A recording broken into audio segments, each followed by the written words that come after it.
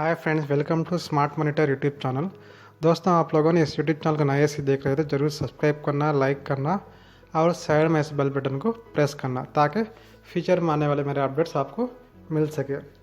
दोस्तों, आज हमें म्यूचुअल फंड के रिटर्न्स को कैसा बढ़ाएंगे उस मुद्दे के बारे में आज हमें बात करेंगे। दोस्तों, पिछले 10 सालों से म्यूचुअल फंड का ग्रोथ काफ़ी बढ़ता जा रहा है और उसमें अच्छे खासे रिटर्न्स भी दिखता है। इसलिए रिटेल इन्वेस्टर्स ने जो गिरता जा रहा है मार्केटिंग सेक्टर को छोड़कर जो अच्छे खासे रिटर्न्स दिखते हैं में फंड्स के ऊपर इंटरेस्ट दिखा रहा है। जो भी हो, equity funds, hybrid funds, date funds, उसमें अपना इंटरेस्ट दिखाकर उसमें अच्छे खासे रिटर्न्स कमाते जा रहे हैं रिटेल इन्वेस्टर्स। दोस्तों, आज हमें म्यूचुअल फंड के रिटर्न को कैसा बढ़ाएंगे। रिटेल इन्वेस्टर्स ने अभी तक 8 से लेकर 15% तक रिटर्न्स कमाता था। जो भी हो, इक्विटी फंड्स हो, डेट फंड्स हो, हाइब्रिड फंड हो और बैलेंस फंड्स, उसके ज़रिए से 8 से लेकर 15% तक रिटर्न कमाता था। आज हमें 8 से लेकर 18 या 20% तक का रिटर्न हमको कैसा मिलती हैं, क्या करने से हमें 8 से लेकर 18 या 20% तक का रिटर्न हमें कमा सकते हैं। अगर रिटेल इन्वेस्टर्स ने ऐसे 5 स्ट्रैटेजीज या 5 चीज़ें हों, अगर रिटेल इन्वेस्टर्स ने उसको फॉलो किया तो और अगर उसको मेंटेनेंस किया तो रिटेल इन्वेस्टर्स ने अपना म्यूचुअल फंड रिटर्न्स को अच्छा खासा बढ़ा सकता है, यानी 8 से लेकर 18 या 20% तक का बढ़ा सकता है। चलो दोस्तों, देखेंगे क्या है वो 5 स्ट्रैटेजीज या 5 प्रिंसिपल्स।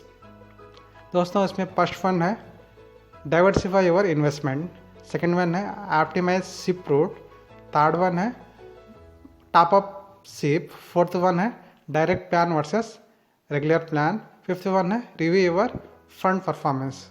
रिटेल इन्वेस्टर्स ने ये 5 स्ट्रैटेजीज को फॉलो किया तो डेफिनेटली अपना म्यूचुअल फंड का रिटर्न जो भी कमाता जा रहा है पिछले 8 या 15% तक, उससे अच्छे खासे रिटर्न्स कमा सकता है। चलो दोस्तों, देखेंगे एक एक एग्जामिन करेंगे क्या क्या करने से रिटेल इन्वेस्टर्स को अपना म्यूचुअल फंड रिटर्न्स को बढ़ा सकता है। फर्स्ट वन है डाइवर्सिफाई योर इन्वेस्टमेंट। दोस्तों, रिटेल इन्वेस्टर्स ने अपना इन्वेस्टमेंट को डाइवर्सिफाई करने से वो अपना लॉन्ग टर्म या short term mutual fund returns को बढ़ा सकता है। दोस्तों, डाइवर्सिफाई योर इन्वेस्टमेंट में अगर रिटेल इन्वेस्टर्स ने 3 चीज़ों को फॉलो करने से अपना इन्वेस्टमेंट को डाइवर्सिफाई कर सकता है। उसमें फंड मैनेजर और एसेट क्लासेस और फंड कैटेगरीज, ये 3 चीज़ों को रिटेल इन्वेस्टर्स ने फॉलो किया था, डेफिनेटली अपना म्यूचुअल फंड रिटर्न्स को बढ़ा सकता है। दोस्तों, इसमें पहला है फंड मैनेजर। दोस्तों, हर एक म्यूचुअल फंड स्कीम में, म्यूचुअल फंड कंपनी में एक फंड मैनेजर रहता है, वो बहुत इम्पॉर्टेंट रोल प्ले करता है। दोस्तों, जो भी फंड मैनेजर अपना कंपनी या अपना कंपनी के नाम को बर्बाद नहीं करना चाहता है, इसलिए कि जब भी फंड मैनेजर इन्वेस्टमेंट को सजेस्ट करने के वजह से रिटेल इन्वेस्टर्स ने फंड मैनेजर को कोऑपरेट करना चाहिए। इसके वजह से रिटेल इन्वेस्टर्स के लॉन्ग टर्म या शॉर्ट टर्म रिटर्न्स बढ़ सकते हैं। और उसके साथ साथ भी रिटेल इन्वेस्टर्स ने म्यूचुअल फंड में अच्छी खासी नॉलेज होना चाहिए। अगर रिटेल इन्वेस्टर्स को म्यूचुअल फंड में अच्छी खासी नॉलेज होने की वजह से वो अपना खुद का डिसीजन लेकर भी अपना इन्वेस्टमेंट को डाइवर्सिफाई कर सकता है। क्या अपना फंड ओवर परफॉर्मेंस कर रहा है या अंडर परफॉर्मेंस कर रहा है। अगर रिटेल इन्वेस्टर्स ने इतना काफ़ी नॉलेज रख सका तो डेफिनेटली थोड़ा सा रिस्क लेकर रिटेल इन्वेस्टर्स ने अपना फंड को डाइवर्सिफाई कर को अपना रिटर्न्स को बढ़ा सकता है। Asset classes.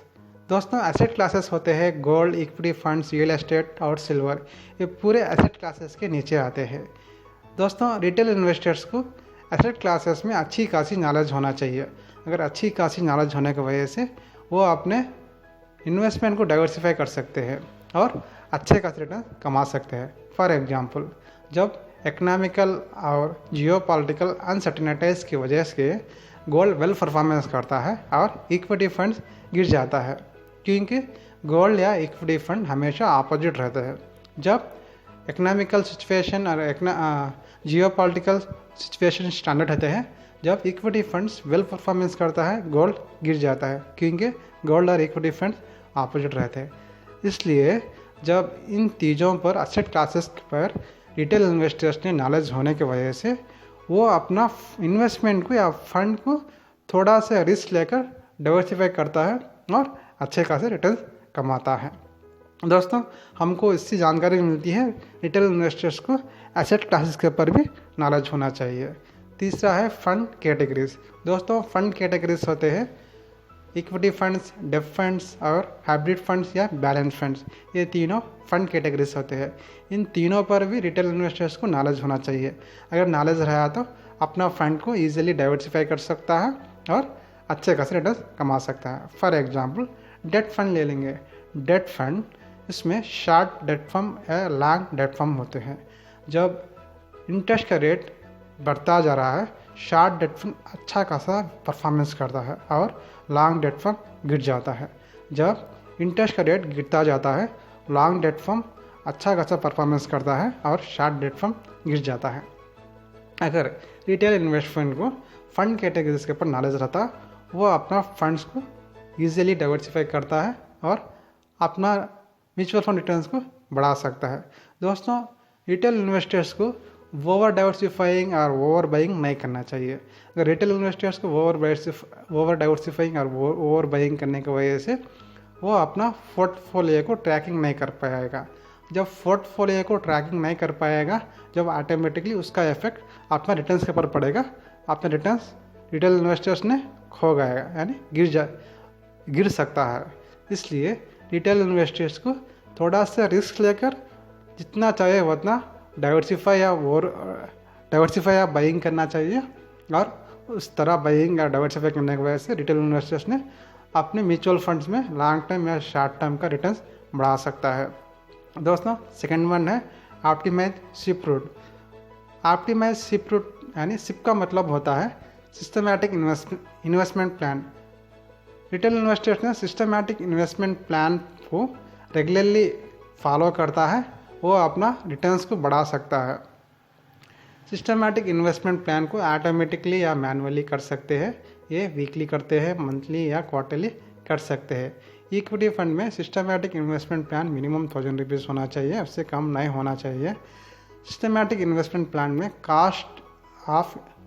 Cast investment average हो जाता है।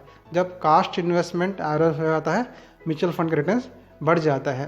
दोस्तों, म्यूचुअल फंड में net asset value important role play करता है। फॉर एग्जांपल, एक इन्वेस्टमेंट में अपना यूनिट को जब एक यूनिट का नेट एसेट वैल्यू 40 रुपीज़ था, उस वक्त बाइंग किया है। वही इन्वेस्टमेंट में एक यूनिट का नेट एसेट वैल्यू 30 रुपीज़ है, तब भी बाइंग किया है। जब दोनों का प्लस किए 70 रुपीज़ होता है। जब दोनों का एवरेज किए तो 35 रुपीज़ हो जाता है। यानी एवरेज दोनों का कंपेयर किया तो कम दिख रहा है। जब एवरेज कम हो जाता है, जब म्यूचुअल फंड का रिटर्न बढ़ जाता है। इसी तरह रिटेल इन्वेस्टर्स ने सिस्टमैटिक इन्वेस्टमेंट प्लान को फॉलो करने की वजह से अपने म्यूचुअल फंड के रिटर्न्स बढ़ा सकता है। Third one, boost your SIP. दोस्तों, सिस्टमैटिक इन्वेस्टमेंट प्लान को बूस्ट या टॉपअप करने की वजह से रिटेल इन्वेस्टर्स अपने रिटर्न्स को बढ़ा सकते हैं। देखेंगे कैसा रिटेल इन्वेस्टर सिस्टमैटिक इन्वेस्टमेंट को बूस्ट करना चाहिए और टॉपअप करना चाहिए। फॉर एग्जांपल, दोस्तों, कोविड-19 2020 मार्च या अप्रैल की वजह से मार्केट गिरता जा रहा था, हमेशा गिरता जा रहा था। उस वक्त बहुत सारे रिटेल इन्वेस्टर्स ने डर के अपना सिस्टमैटिक इन्वेस्टमेंट प्लान को स्टॉप किए हैं। दोस्तों, ये नहीं करना चाहिए। जब मार्केट गिरता जा रहा था, यूनिट का नेट एसेट वैल्यू भी गिरता जा रहा था, उस वक्त रिटेल इन्वेस्टर्स ने अपना सिस्टमैटिक इन्वेस्टमेंट प्लान को बूस्ट करना चाहिए। जब बूस्ट करने की वजह से जब मार्केट भी रिकवरी करना शुरू हो जाता है, उस वक्त रिटेल इन्वेस्टर्स को लॉन्ग टर्म रिटर्न अच्छे खासे मिल सकते हैं। इसलिए रिटेल इन्वेस्टर्स को जब कोई भी मार्केट गिरता जा रहा था, उस समय सिस्टमैटिक इन्वेस्टमेंट प्लान को स्टॉप नहीं करना चाहिए, बल्कि सिस्टमैटिक इन्वेस्टमेंट प्लान को बूस्ट करना चाहिए। जब उस वक्त रिटेल इन्वेस्टर्स ने फंड मैनेजर को कोऑपरेट करना चाहिए और सिस्टमेटिक इन्वेस्टमेंट बूस्ट करना चाहिए। उसकी वजह से फंड मैनेजर ने क्वालिटी स्टॉक्स या क्वालिटी यूनिट्स खरीद सकता है। क्वालिटी स्टॉक्स या क्वालिटी यूनिट खरीदने की वजह से वो रिटेल इन्वेस्टर्स को लॉन्ग टर्म पे अच्छे खासे रिटर्न दिला सकता है। दोस्तों, फोर्थ वन है direct plan versus regular plan. Direct plan, regular plan दोनों भी म्यूचुअल फंड के एक पार्ट है। दोस्तों, ये बहुत इंपॉर्टेंट रोल प्ले करते हैं रिटेल इन्वेस्टर्स के लिए। डायरेक्ट प्लान क्या है देखेंगे और रेगुलर प्लान क्या है देखेंगे। डायरेक्ट प्लान रिटेल इन्वेस्टर्स ने म्यूचुअल फंड में डायरेक्टली ज्वाइन हो जाता है। रेगुलर प्लान में रिटेल इन्वेस्टर्स ने एक म्यूचुअल फंड एजेंट या बैंक के जरिए से ज्वाइन होता है। दोस्तों, इनमें एक्सपेंस रेशियो बहुत इंपॉर्टेंट रोल प्ले करता है दोनों में भी। जिसमें एक्सपेंस रेशियो कम होता है उसमें रिटर्न्स अच्छे मिलते हैं, जिसमें एक्सपेंस रेशियो ज़्यादा होता है उसमें रिटर्न्स कम मिलते हैं। फॉर एग्जांपल, एक इन्वेस्टर है, उसने 10,000 रुपये रेगुलर प्लान में इन्वेस्टमेंट किया है 20 साल के लिए। उसका एक्सपेंस रेशियो 2% है और एनुअली रिटर्न है 12% है। अब 20 साल के बाद उसका कार्पस एग्जामिन किया तो 73.41 लाख रुपीस होता है। वही इन्वेस्टर्स ने डायरेक्ट प्लान में 10,000 रुपये 20 साल के लिए इन्वेस्ट किया है, उसका एक्सपेंस रेशियो 1% है और एनुअल रिटर्न है 13%। 20 साल के बाद उसका कार्पस एग्जामिन किया तो उसका कार्पस 83.41 लाख होता है। दोस्तों, यहाँ बहुत फ़र्क दिख रहा है डायरेक्ट प्लान या रेगुलर प्लान में। तकरीबन 10 लाख का फ़र्क इसलिए दिख रहा है कि डायरेक्ट प्लान में एक्सपेंस रेशियो कम था और रेगुलर प्लान में एक्सपेंस रेशियो ज़्यादा था। इसलिए रिटेल इन्वेस्टर्स को हमेशा डायरेक्ट प्लान को चूज़ करना है कंपेयर टू रेगुलर प्लान। इसके वजह से रिटेल इन्वेस्टर्स ने लॉन्ग टर्म में अच्छे खासे रिटर्न्स कमा सकता है। दोस्तों, फिफ्थ वन है review your fund performance. Retail investors को अपना फंड परफॉर्मेंस को रिव्यू करना चाहिए। जब भी रिटेल इन्वेस्टर को अपना फंड परफॉर्मेंस को रिव्यू करना चाहिए। जब रिटेल इन्वेस्टर्स ने सिस्टमेटिक इन्वेस्टमेंट प्लान को रेगुलरली फॉलो करता है तो इसका मतलब है उसको रिटेल इन्वेस्टर्स को उसका फंड को भी पीरियडिकली एग्जामिन करना चाहिए। देखेंगे कैसा एग्जामिन करना चाहिए। दोस्तों, म्यूचुअल फंड में बेंचमार्क इंडेक्स एक सिस्टम है, उसके ज़रिए से रिटेल इन्वेस्टर्स ने अपना फंड्स को एग्जामिन कर सकता है, क्या वो ओवर परफॉर्मेंस कर रहे हैं, क्या वो अंडर परफॉर्मेंस कर रहे हैं, क्या वो कैसे स्टेट में। इसके वजह से रिटेल इन्वेस्टर्स ने अपना फंड को क्या करना चाहिए वो खुद डिसीजन ले सकता है अगर रिटेल इन्वेस्टर्स को म्यूचुअल फंड में नॉलेज रहा तो। दोस्तों, जब रिटेल इन्वेस्टर्स को पता चल जाता है उसका फंड ओवर परफॉर्मेंस है, अंडर परफॉर्मेंस, वो आसानी से अपना फंड को एक अच्छा पोजीशन तक ले जाकर उसका फंड को बढ़ा सकता है। दोस्तों, रिटेल इन्वेस्टर को कभी भी पीर फंड से अपना फंड को कंपेयर नहीं करना चाहिए, ये बहुत गलत है। पीर फंड से रिटेल इन्वेस्टर्स कभी अपना फंड को कंपेयर नहीं करना चाहिए, बल्कि रिटेल इन्वेस्टर्स को अपना फंड को बेंचमार्क इंडेक्स में एनालिसिस करना चाहिए। एनालिसिस करके जो भी डिसीजन लिए वो डिसीजन के साथ वो अपना म्यूचुअल फंड रिटर्न बढ़ा सकता है। दोस्तों, आई होप आपको ये वीडियो अच्छा लग रहा था। अगर अच्छा लगा तो ज़रूर लाइक या सब्सक्राइब या बेल बटन प्रेस करना। थैंक यू दोस्त, thank you watching this video.